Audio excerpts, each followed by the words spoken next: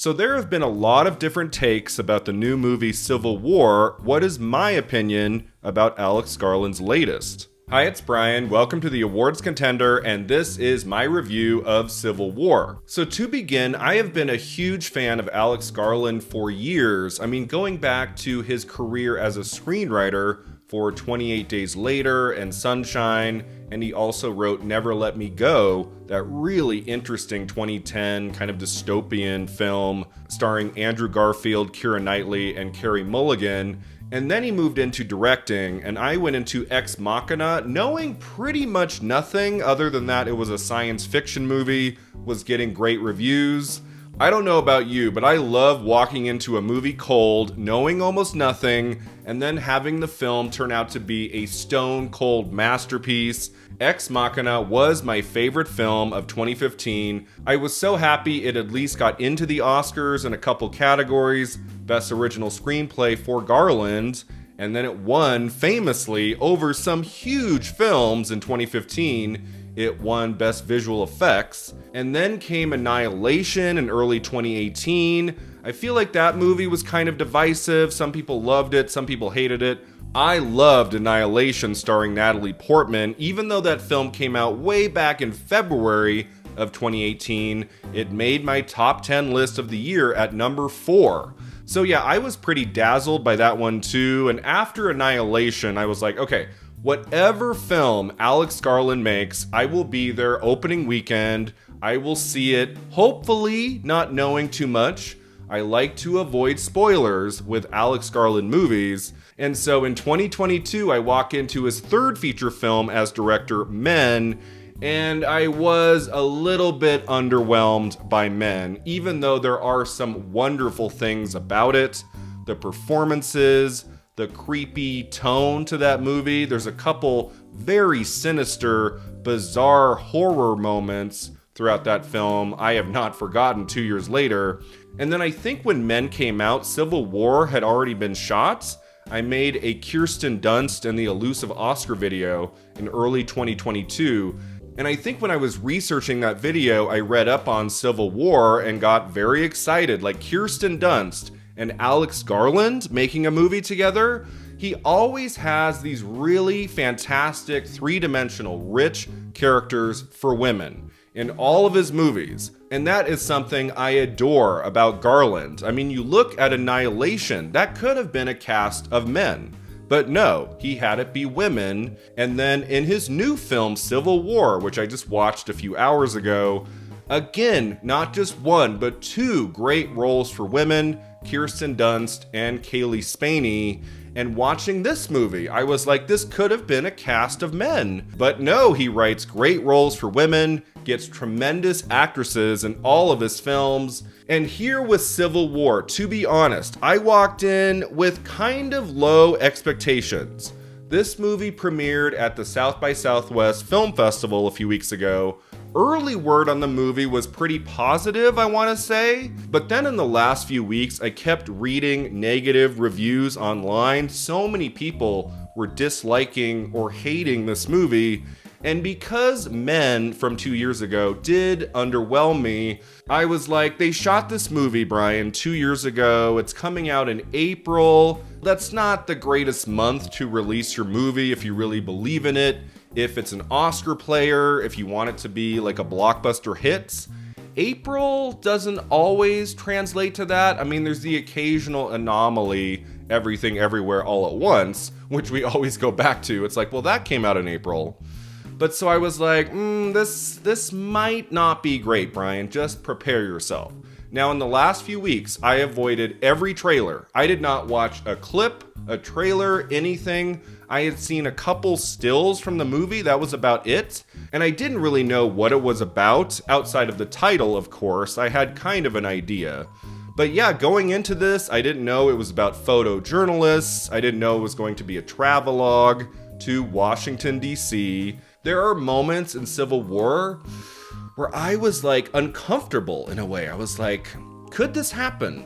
Like in the decades to come, could this actually happen? And it is very scary in that way. Here's the deal. I've been putting this off too long. I loved Civil War with a capital L. This was one of the most stunning films I've seen since the fall slates of Oscar movies last year. I mean, we've had some good films this year. I went to the Sundance Film Festival in January, saw at least 6 or 7 films I would say are greats, and then we also got Dune Part 2 a few weeks ago. But boy, after sitting through Ghostbusters, Frozen Empire, and Godzilla vs. Kong, The New Empire, those 2 Empire movies, I saw them both. I did. I didn't review them because there's not much to say. They were just very disappointing, lackluster, kind of nothing movies. I mean, you just sit there and watch the story play out and you're like, okay. And those kind of movies make me very depressed. I don't know about you, but it's just like, I know they have to happen. Like at the end of March, you're gonna get a couple blockbuster movies that are just so-so. But Civil War, I am already calling it right now. This is one of the 10 best films of 2024. It's not going to be in like my top 2 or 3, I don't think. But I cannot imagine getting to the end of this year and not having this film on my top 10 list. It is that good. I was with it every step of the way. I have heard some people call it boring, that the first hour is extremely slow, and I didn't feel that at all. I mean, I think there's a difference between a movie being slow and a movie being boring. Civil War is never boring. Alex Garland creates very compelling characters in this film that you want to follow, that you want to learn more about their lives. Like, there are moments in the first hour where 2 characters are sitting and talking, but the things that they talk about are so interesting. I felt like he could have given us even more characterization. Like, I wanted to learn more about each of those characters' backstories. There's basically 4 major characters. We have Kirsten Dunst as Lee. She is kind of a jaded photojournalist, been doing this job for a long time. She works with a partner named Joel, played by Wagner Moura. And there's also Sammy, the much older Sammy, played by Stephen McKinley Henderson, who's kind of like the wise mentor of the group, who insists on putting himself in very dangerous situations. And then the 4th major character is Jessie, played by Kaylee Spaney from Priscilla. She is in her early 20s and she wants to be a war photojournalist, and so she looks up to Lee and wants to tag along on their new mission. They are traveling hundreds and hundreds of miles to get to Washington, D.C., where rebel factions are descending upon the White House. Nick Offerman plays the president. He's in his 3rd term of office. And in this movie, America has turned into a dystopian nightmare. Basically, the entire country is involved in a civil war. There are little pockets throughout the country where things are, for the most part, pretty normal. But when you're driving down the street, you pull over to get gas. There are men with guns everywhere who will shoot you and kill you. And so in this film, we follow the 4 photojournalists as they travel to DC. And pretty much every step of the way, they encounter danger, treacherous situations, very, very bad people. Oh my God, there is a scene in this movie with Jesse Plemons, Kirsten Dunst's real-life husband. Jesse Plemons, they have co-starred in a few things together. Fargo Season 2, they were of course both in The Power of the Dog. They share the screen in Civil War too. And like, I could hardly breathe in the scene with Jesse Plemons. The tension is so high in this moment, and for me, throughout the entire movie. I don't know how you can call the first hour of Civil War boring, because on their journey, they're in a vehicle driving from one city, one state to the next. You know, around every corner, there could be a problem. There could be violence. They could die. Like, if they go down the wrong road and encounter the wrong people, all 4 of them could be dead in a blink. And because Alex Garland very quickly gets you to care about these characters, with moments of terror and with quiet moments where they're just talking to each other, I was fascinated by this story, by the characters, by how the characters interact with each other. The narrative keeps building and building all the way to its third act, which I won't give away here. All I will say is the last 15 to 20 minutes of Civil War is terrifying stuff. I mean, I feel like in most movies, we're lucky to get one great scene, one memorable moment. There are so many moments in Civil War I am not going to forget anytime soon. Some of them involve violence, but also there are quieter moments that are so beautifully shot, edited together with the right score or music. There is a scene where they are driving through a forest fire. It's maybe a minute, 90 seconds. I was almost tearing up in the scene. It was so beautiful, coming after a very scary moment. Like the way Alex Garland films his movies, there's such an epic quality to his visions, even going back to Ex Machina, which for the most part was in like one building for 90% of the movie. Even when Garland's budgets might be on the smaller side, you don't feel it. And I don't know what the budget was for Civil War, but this did feel like his biggest film of the four he's made as director. And you can see that budget on the screen. He doesn't hold anything back.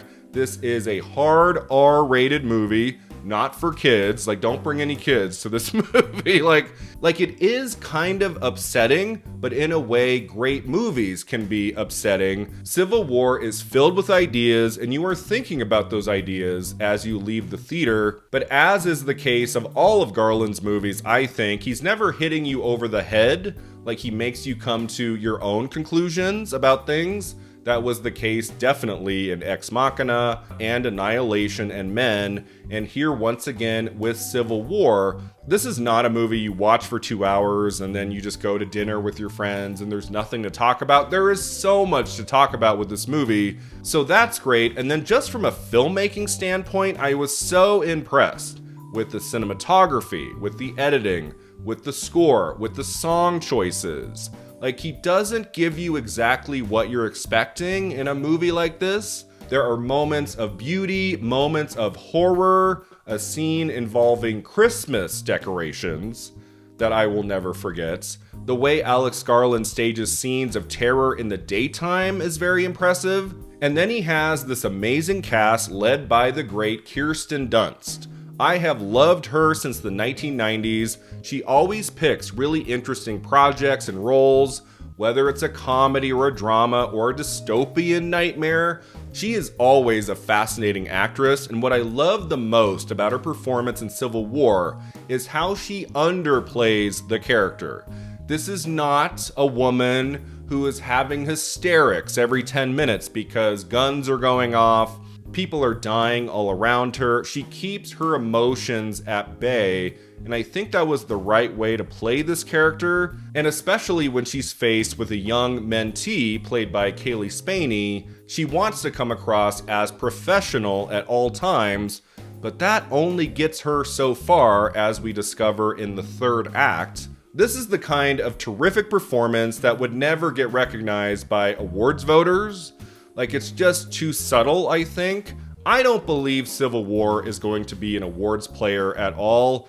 I just think there's enough divisiveness about this movie. Again, it's an April release. I mean, even though Ex Machina went on to do semi-well during the early 2016 award season, Annihilation and Men went nowhere during their award seasons. And the same is going to be, sadly, for Civil War, even though I think this is a great movie. I really like the performance of Wagner Moura as Joel. He is much more emotional of a character than Lee is. Stephen McKinley Henderson is always a welcome face in the movies. Nick Offerman is kind of chilling in this film as the president. Jesse Plemons, again, terrifying. He plays that role perfectly.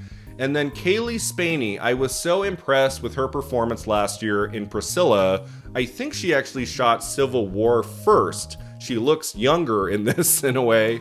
And she is fantastic too. I love the arc of her character, the way she grows by the end of the movie.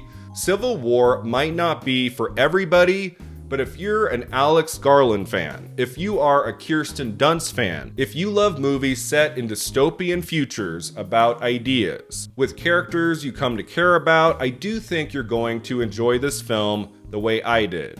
I walked in, as I said, with kind of low expectations. I thought this might be more of a men than it will be an ex machina.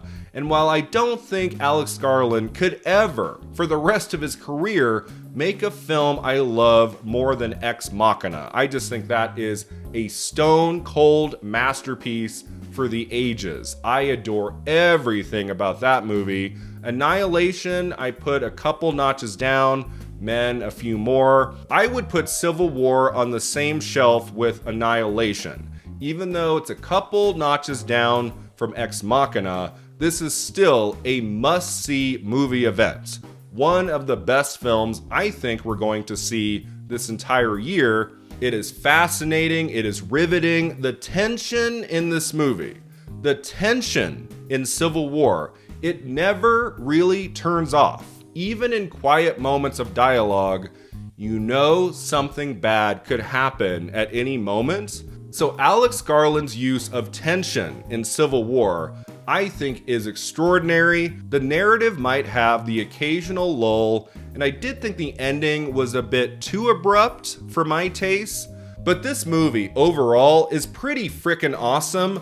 I don't understand the hate with this one at all. I say go see it. This is a masterclass in filmmaking from the great Alex Garland. I give Civil War a 9 out of 10. Thanks so much for watching and subscribing, and let me know in the comments below what you thought of Civil War. Did you like it, love it, loathe it? Let me know in the comments below, and we'll see you next time at the Awards Contender.